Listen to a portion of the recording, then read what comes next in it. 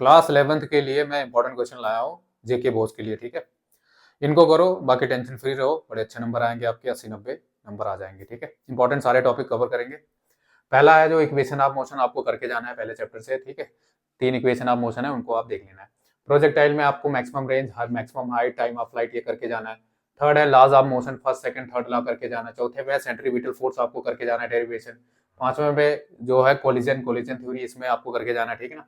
Conservation of linear momentum करके जाना है आपको। बैंक्ड रोड वाला केस होता है, वो वाला करके जाना है, जिसमें फ्रिक्शन के साथ, विद फ्रिक्शन विदाउट फ्रिक्शन दोनों कर लेना है।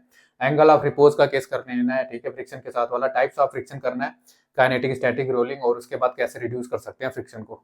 वर्क एनर्जी थ्योरम करके जाना है। टाइप्स ऑफ वर्क में जैसे नेगेटिव, पॉजिटिव, जीरो वर्क होता है, वो करके जाना है। कंजर्वेशन ऑफ मैकेनिकल एनर्जी, जिसमें हम ऊपर से बॉल को गिराते हैं, नीचे जाता है तो वो पोटेंशियल एनर्जी काइनेटिक में कन्वर्ट होता है, वो वाला केस।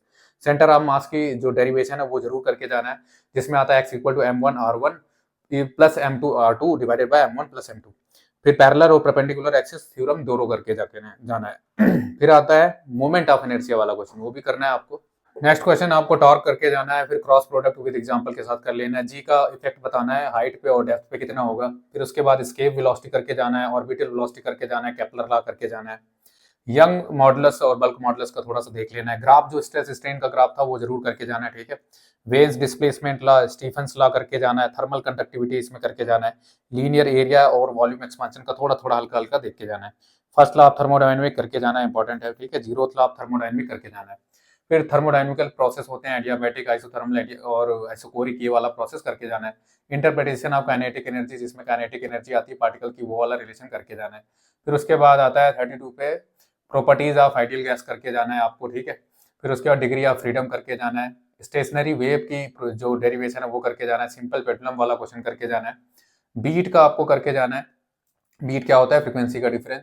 प्लेन प्रोग्रेसिव वेव की डेरिवेशन आती है, वो करके जाना है। ओपन आर्गन पाइप करके जाना है, क्लोज आर्गन पाइप करके जाना है। पार्टिकल की वेलोसिटी और एक्सेलेरेशन उसका करके जाना है, वेव के अंदर कितनी होती है, ठीक है ना।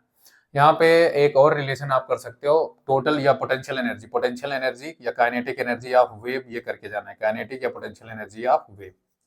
तो ये आपके रहे इंपॉर्टेंट क्वेश्चन क्लास 11 जेके बोस के लिए।